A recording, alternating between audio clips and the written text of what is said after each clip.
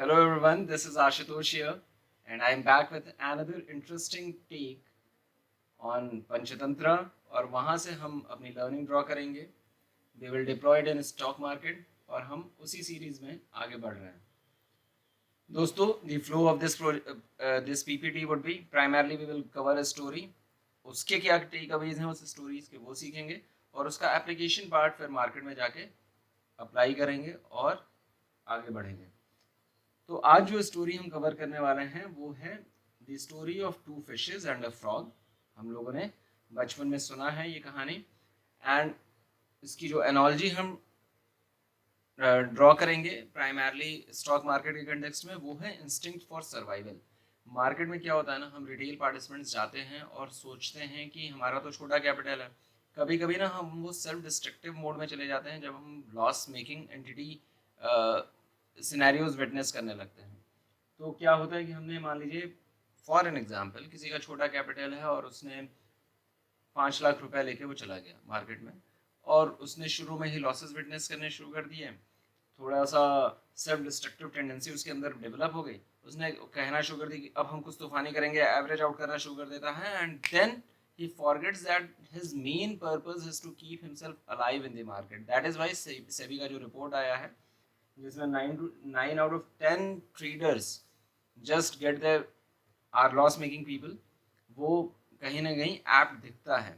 इसीलिए it is very important for us to make sure that we survive in the market, we preserve our capital. That is what we are going to learn, especially in context of the Panchatantra story of two fishes and a frog. तो ये दो मछलियां हैं, एक सहस्र बुद्धि नाम है और एक सतबुद्धि नाम है, और ये इन दोनों मछलियों का एक दोस्त है जिसका नाम है एक बुद्धि विच इज फ्रॉग. अच्छा सा पॉन्ड है, ये जाते हैं खेलते रहते हैं हमेशा एंड दे एंजॉय इट.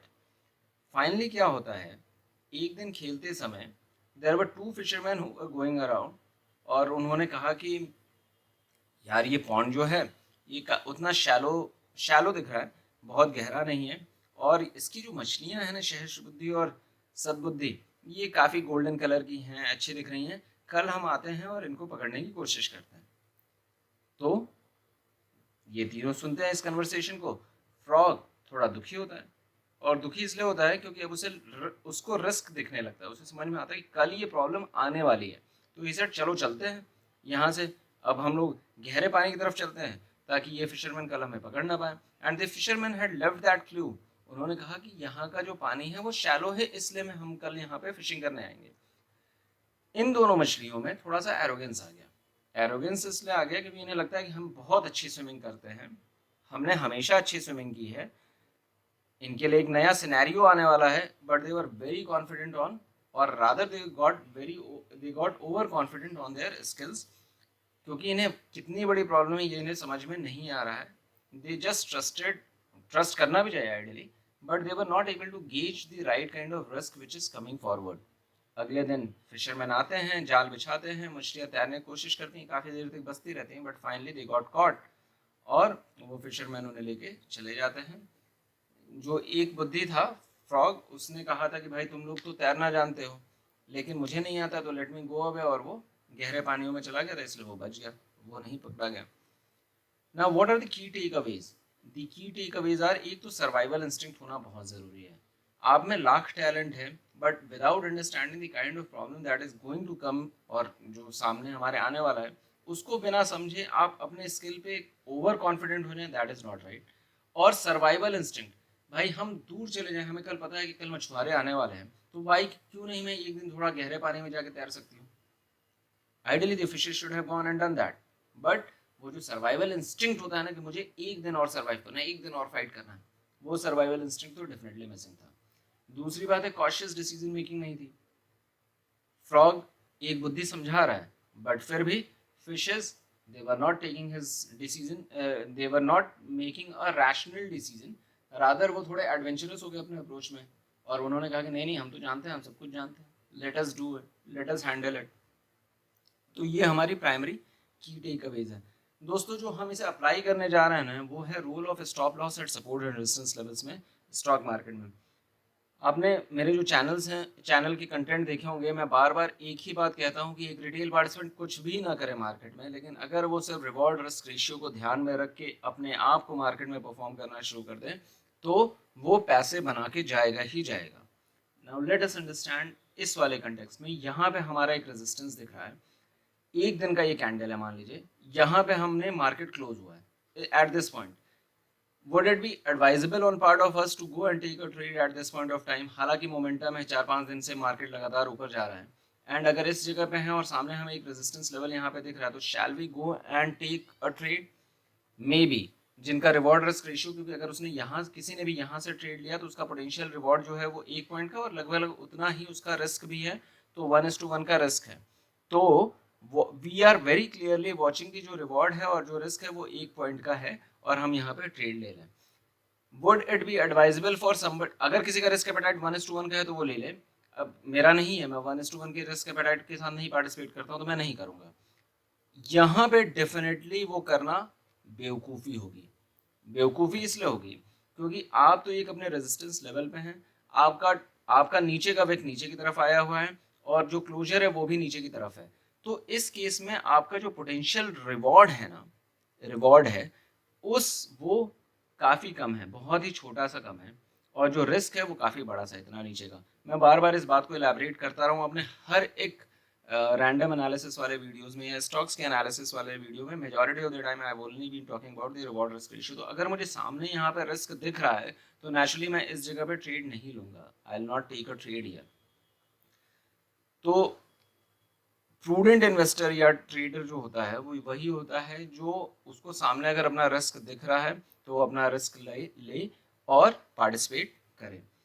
अब इसे समझते हैं हम लोग प्राइमरली इन कंटेक्स्ट ऑफ ये जो स्टोरी अभी थी, उस स्टोरी में कि स्टॉप लॉस क्यों हमारे लिए इंपॉर्टेंट है।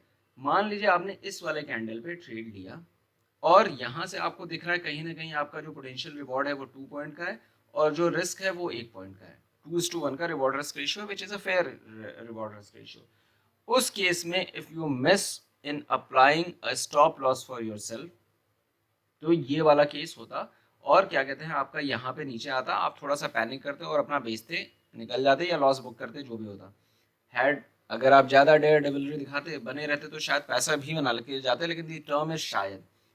दोस्तों, एक रिटेल पार्टिसिपेंट के लिए कहीं ज़्यादा इंपॉर्टेंट हो जाता है कि वो अपना रिस्क डिफाइन करे। 1 रुपये का रिस्क यहाँ पे था, तो यहाँ पे उसका स्टॉप लॉस लगना बहुत ज़रूरी था, और वो अपना स्टॉप लॉस लगा के मार्केट से बाहर निकल जाए, वो उसमें बैठा ना रहे। ही और she should not make a should not be staying there. अगर उसका रिस्क बहुत क्लियरली दिख रहा है अपने, उसके इसके नीचे उसने स्टॉप लॉस लगाया हुआ है, तो वो बैठे ना, ये ना सोचे कि नहीं मैं बहुत अच्छा तैराक हूँ, बहुत ज़्यादा एरोगेंट हो जाए कि मार्केट एकदम ऊपर वाले मोमेंटम के साथ जा रहा है, और वो पार्टिसिपेट करे, 1-2 दिन के लिए बाहर निकल जाए ना अपना स्टॉप लॉस लेके, फिर मार्केट उसे मौका देगा। The market will give an opportunity है, हो सकता है उसको फिर से निकलने की जरूरत पड़े, बट थर्ड टाइम जब मार्केट यहाँ पे इस वाले कैंडल पे जब वो उसे अपॉर्चुनिटी दे रहा है, तो वो उसकी सारी रिकवरी भी करा रहा है मार्केट। तो दोस्तों, बहुत ज़्यादा ज़रूरी है कि 1-2 दिन के लिए, व्हेन बहुत अच्छे अच्छे प्लेयर्स होंगे क्रिकेट में, उन्हें भी क्या कहते हैं अच्छी बॉल्स के सामने डक करने की जरूरत पड़ती है, just to make sure that they survive, वो बच जाए, और अगर वो बच गए तब वो लंबा खेलेंगे। तो survival instinct is very important. कभी कभी हम रिटेल पार्टिसिपेंट्स बहुत इमोशनल हो जाते हैं और कहते हैं कि मार्केट ने हमारा पैसा लिया, अगले ट्रेड में हम एवरेज आउट करेंगे और अपना पैसा निकालने की कोशिश करेंगे।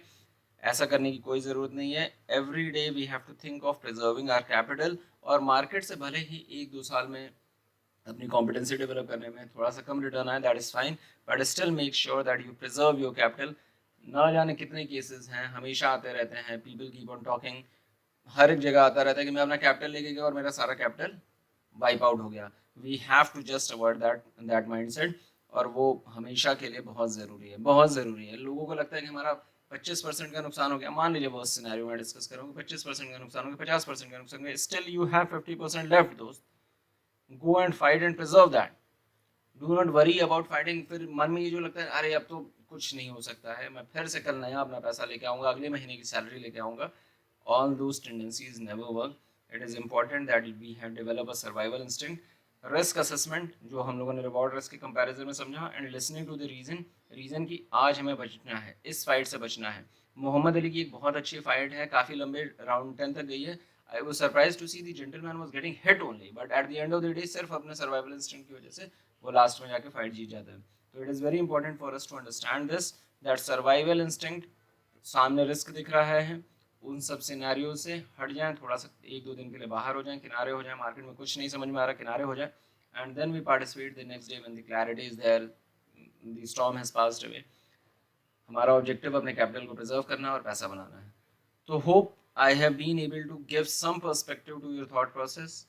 ये पंचतंत्र की सीरीज में उम्मीद करता हूँ कि आप लोग पसंद कर रहे होंगे. Please keep on sharing your feedback. I will be coming back with the next one pretty quickly दोस्तों.